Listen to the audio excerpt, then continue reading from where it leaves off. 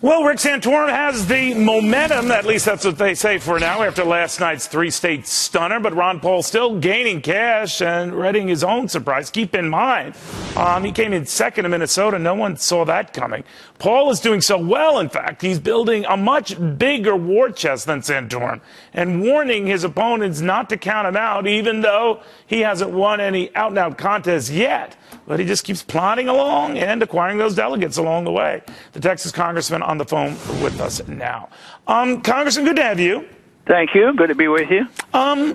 This is a long slug out. I've tried to, advise my colleagues here and elsewhere in the media.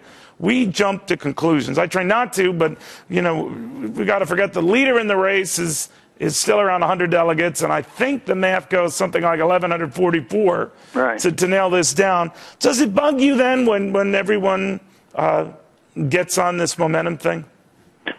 Not really. I mean, if Romney wouldn't have lost one or two along the way, you'd be all on him and say, well, it's an automatic. Nobody can catch him. But now when, Gingrich wins one and then Santorum wins a couple and Romney is set back a little bit, it really allows me to continue with my second and third and hopefully, advance to first in some of these states.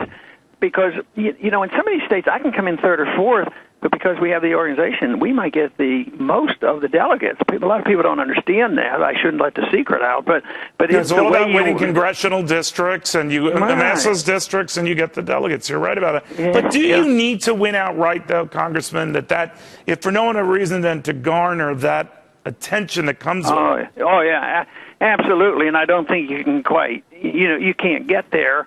I guess theoretically somebody could work it out where if you had all seconds and thirds and they split all the first places up, I guess in theory you could do pretty well. But I think for PR purposes and just for credibility, you'd have to win some states. So if we go into the next leg of this, Congressman, with Super Tuesday being the focus of attention, even though it's not as super as it's been in the past, and certainly compared to the Democrats' Super Tuesday 4 years ago when you had California in there, so many other big states in there, it's really just I wouldn't say a fraction of that, but I would say half of that.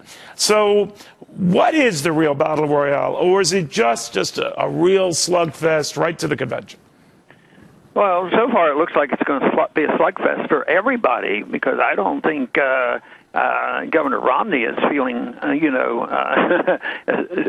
overly confident at the moment. He has to have concerns. So I don't think anybody. I think Gingrich has his problems. I have my problems. Santorum has his problems. But he has more money than any of you guys. The argument is that that's the one thing he has that you don't.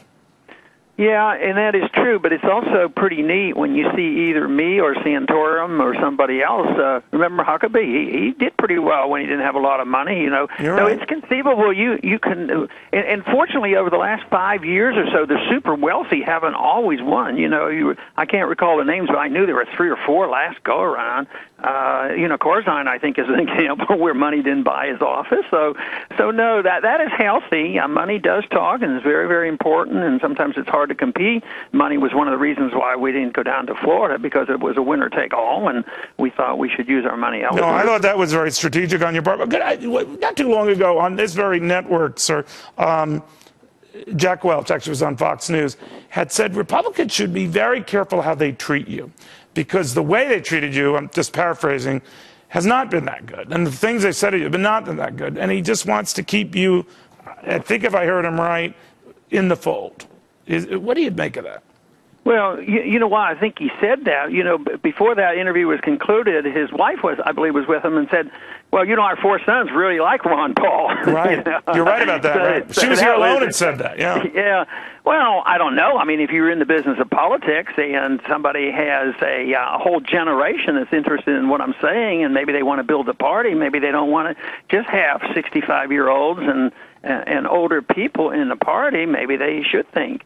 But the other day somebody commented, which I really enjoyed, somebody was interviewing me, and they said, everybody says you have these young people, and it's true. But he had noticed in the last month or two, the older citizens were coming to my rallies, and I said, well, that is true, but you're the first one to notice this. So it has to happen. You can't win with one demographic, and I think Mr. Welch is right that you have to not be rude to people. I mean, you might need a vote or two this way. Nobody has this guaranteed thing locked up, so I think it was good advice.